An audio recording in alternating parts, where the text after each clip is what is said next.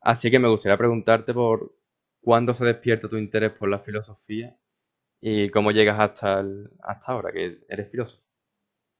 Pues mira, fue por casualidad y por un accidente que tuve cuando tenía algo así como 15 años, que iba con la bicicleta y me choqué con un camión. Entonces, a partir de ese choque con el camión, que me tuvieron que escayolar casi entero, resulta que era un 31 de julio, mi familia se iba de vacaciones a la playa y claro, como estaba súper escayolado por todo el cuerpo, no podía irme a la piscina ni a la playa con mis hermanas, entonces me dedicaba por Torre del Mar, una localidad de Málaga, a pasear por allí y di con una feria de libros de segunda mano y hubo un libro cuya portada chocó mucho, se llamaba El Anticristo de Friedrich Nietzsche. Y entonces, pues por pasar el rato, como quien dice, me compré ese libro, El Anticristo de Nietzsche, y la verdad es que me fascinó. Entonces, a partir de ese flechazo que tuve con Nietzsche y con el Anticristo, es como comencé de forma autodidacta a leer filosofía. Y luego, mucho más tarde, cuando iba a hacer una carrera, la verdad es que no pensaba hacer filosofía, pensaba hacer algo que tuviese en principio más salidas profesionales. Pero en ese caso, lo que pasó es que me di cuenta que la filosofía no solo era un hobby, porque me podía haber dedicado a eso de una forma complementaria a lo que podían haber sido mis estudios profesionales, es decir, no solo era un hobby, sino que estaba 100% todo el día pensando en la filosofía. Y a partir de ella me dediqué a hacer la carrera de filosofía con el proyecto de dedicarme profesionalmente a ello. Entonces, como comentábamos antes de entrar en antena y en emisión, cuando a ti te gusta mucho una cosa y percibes que eres medianamente bueno en ello, pues luego la verdad es que las salidas profesionales van surgiendo de forma natural, con lo cual eso es una cosa que les suelo contar a mis alumnos, que a la hora de elegir la carrera tienen que tener en primer lugar aquello que les gusta. Segundo, que piensen que pueden ser buenos en eso, porque puede ser que haya un conflicto entre lo que te gusta y lo que tú eres bueno, pero bueno, si más o menos están las dos cosas en paralelo, pues adelante con ello. Y luego, en última instancia, claro, que puedas tener alguna salida profesional. Entonces ya a partir de mis estudios en la carrera de filosofía es cuando ya me dediqué a leer de forma más sistemática la filosofía. Y cuando un trabajo se convierte en también una vocación y al revés, una vocación se convierte en un trabajo, la verdad es que la vida es muy productiva y la verdad es que para mí trabajar en filosofía no solo es una cuestión que muchas veces lo ve la gente como un castigo, lo del trabajo, sino que para mí es casi un premio, ¿no? Yo cada día que me levanto me maravillo de que me paguen un dinero por dedicarme a la filosofía, algo que les tengo que estar muy agradecido a la vida en ese sentido.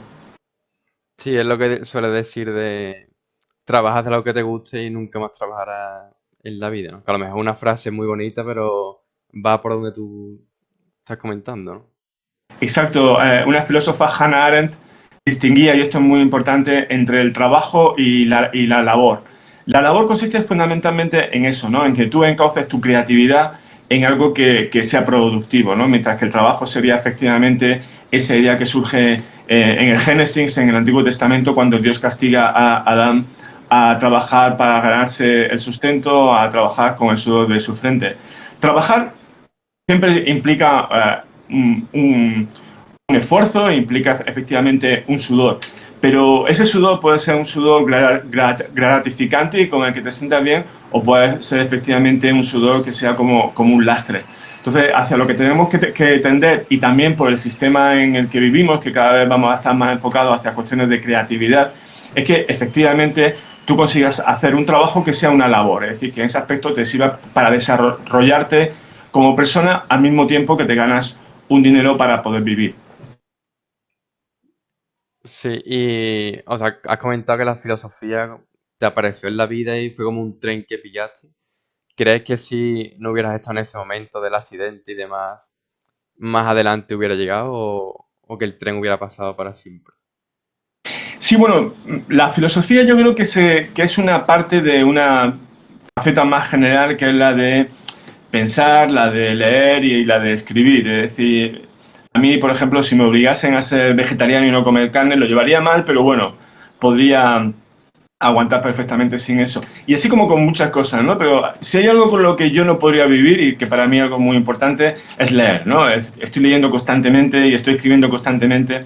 Entonces, si no hubiese sido por la filosofía, pues seguramente me hubiese dedicado a otra faceta intelectual que también tuviese que ver fundamentalmente con leer historias, con manejar conceptos y con metáforas, ¿no? Entonces, quién sabe si me hubiera dedicado más a la historia, a la literatura, a las humanidades en general. Teniendo en cuenta que yo hasta la carrera elegía siempre las carreras de ciencias porque tampoco hago mucha diferencia entre ciencias y letras. Para mí las ciencias, matemáticas, física y biología son lo mismo que las letras. Es decir, al fin y al cabo de lo que se trata es de manejar símbolos. Lo que pasa es que en las carreras de ciencias los símbolos que predominan son los símbolos matemáticos, pero al final consiste en manejar símbolos, en interpretarlos y en aplicar reglas. Con lo cual, si no hubiese tenido ese accidente que me hubiese enfocado de una manera tan directa por la filosofía, pues lo mismo hubiese sido historiador que hubiese sido a lo mejor físico. Es decir, eso ya es una faceta que tener que esperar a si existe la reencarnación en la próxima vida. Seguramente yo mismo me sorprenderé acerca de hacia dónde se dirige mi vida.